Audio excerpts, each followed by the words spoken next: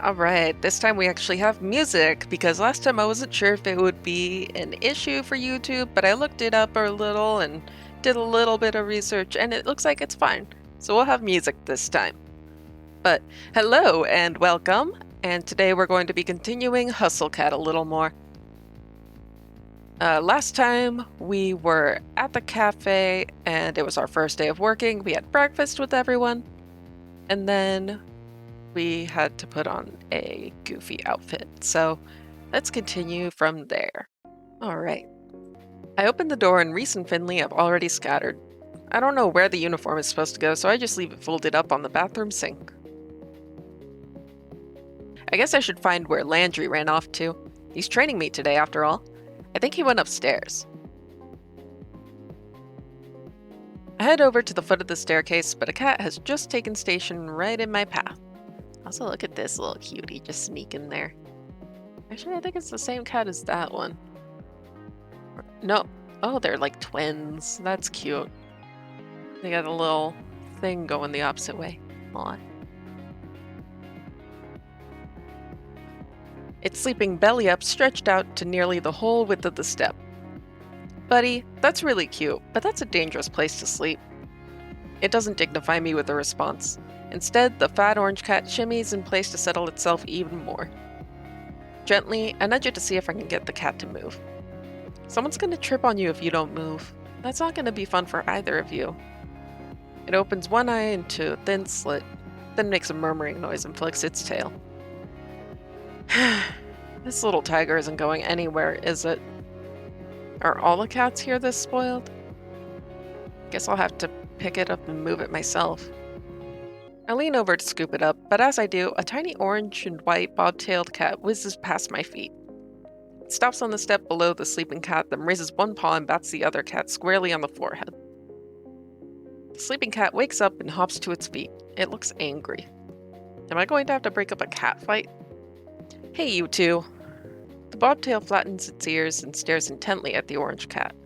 They both perk up when they hear a voice from above. Is Hash Brown sleeping on the stairs again? The orange cat, Hash Brown's I guess, trots away. Landry works his way down the stairs, eyes on the bobtail kitten. Was it really necessary to smack him? You should be nice. The bobtail turns its head away in a wide arc, almost as if it's giving an okay, whatever response. It lazily struts over to the windowsill and takes up sentry. That cat's name is Hash Brown's? Yeah. Graves names all the cats here.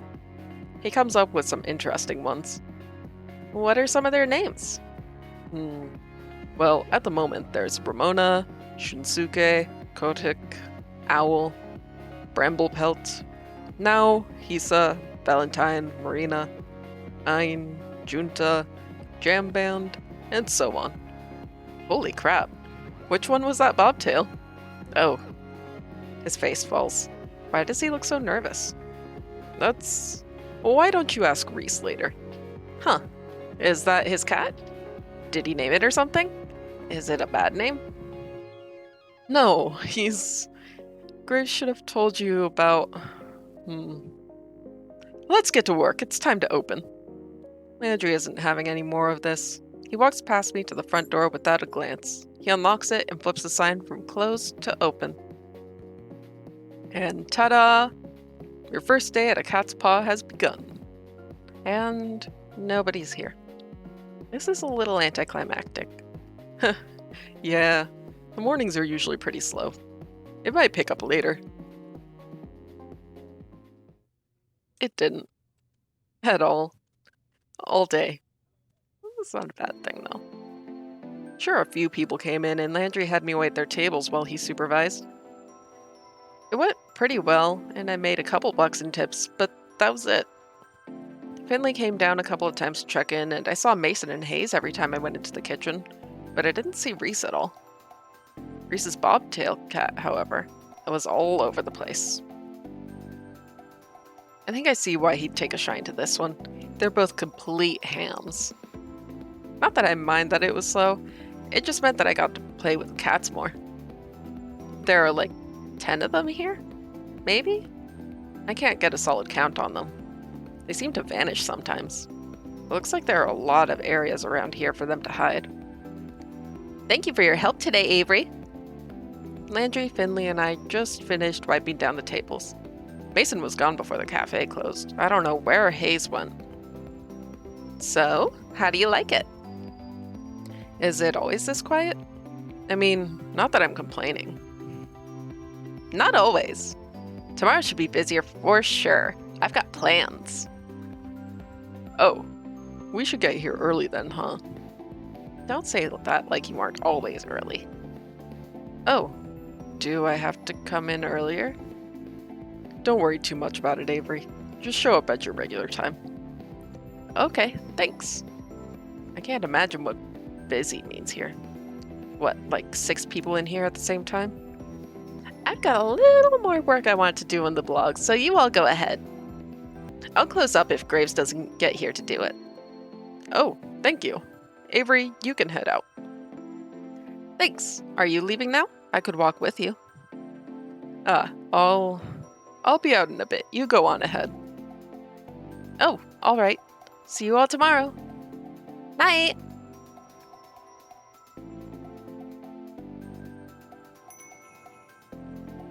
The door closes behind me with a jingle. I have a job. My coworkers are pretty cute. I get to play with cats. And if this works out, I should be able to afford a place of my own soon. Wait until my parents hear about this. I'm feeling pretty good right now. I can't help giving a little celebratory fist pump. All right. I think I just heard someone snort a laugh behind me. I thought I said that pretty quietly. I turn around to see who it is, but there's nobody there but a cat. 2 cats, actually. Cats from the cafe. Reese's cat and the Siamese cat, to be precise. Crap. How did they get outside? Did I let them out when I left?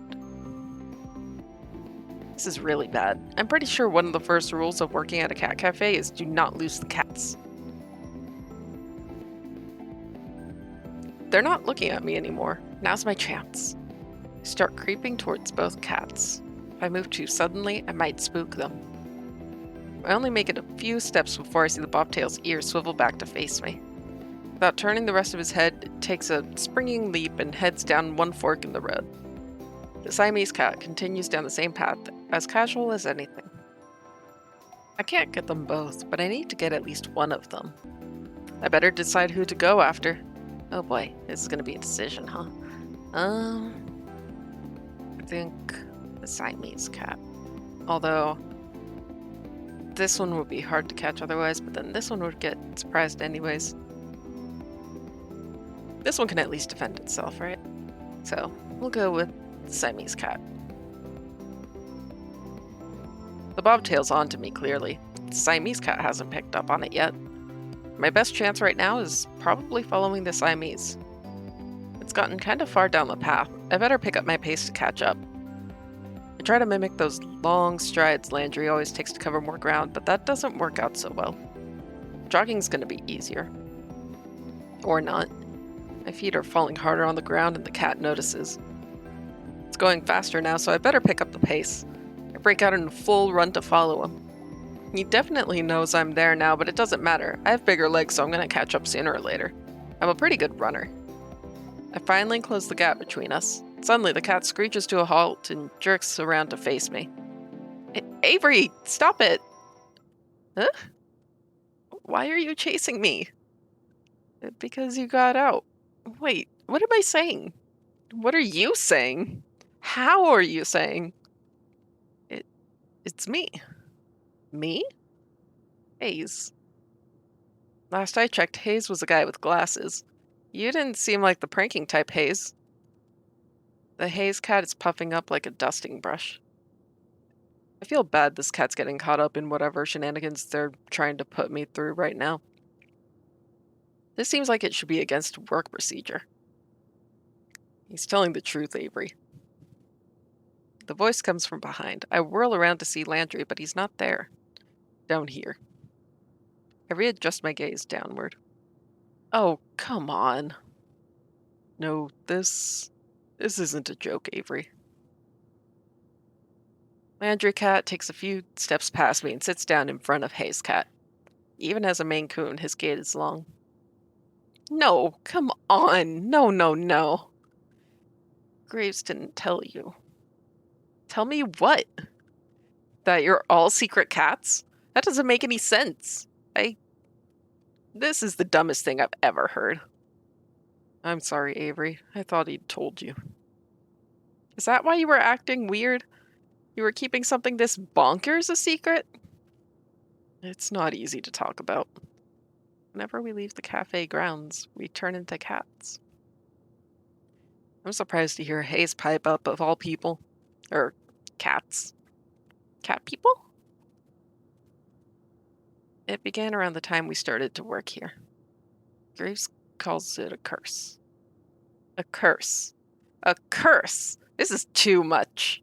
Though, I don't know if everyone thinks of it that way. But wait. Everyone? Is everybody at the cafe a secret cat? Yes. Graves too? Nobody has seen him as a cat, but it seems safe to assume. Am I gonna turn into a cat too? Landry isn't even looking at me anymore. He's avoiding eye contact as hard as he can. Hayes does the same. Neither answers. I'm gonna turn into a cat? Oh, come on. Sorry, Avery. Maybe you can stop it. We don't know what causes the curse. Maybe if you talk to the others tomorrow. Yeah, okay. Sure, why not? Let's have a whole cat council. We can invite Hash Browns too. Is he also a person? I could see the fur between Hayes' shoulders raising on end in a little ridge. Seeing that takes the wind out of my sails a little bit. Yeah, all right. Too tired for this. This better be a weird dream or something. A weird, work-induced hallucination. Sorry, Avery. Not listening to talking cats anymore. Bye.